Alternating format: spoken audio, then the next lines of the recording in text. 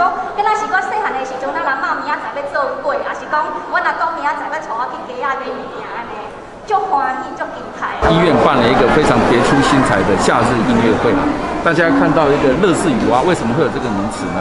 因为我们邀请了这个迷你家青蛙大乐队，跟我们云林地区的乐智据点的长者一起来开这个音乐会。为什么呢？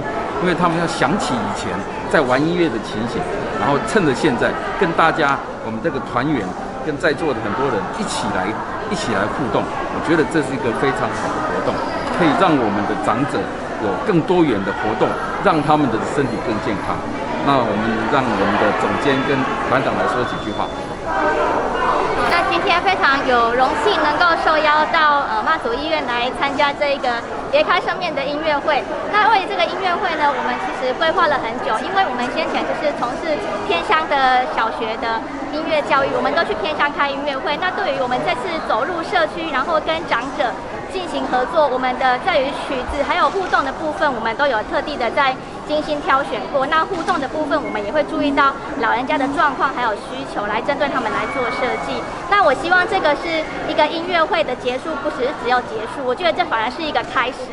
那可以开启我们日后能够再走入社区，还有就是与医院方或是跟社区方合作的机会。我觉得我非常的期待。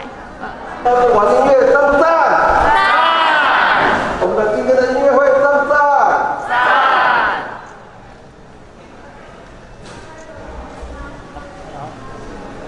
好，谢谢。下一次都是今年赞不赞？赞！好。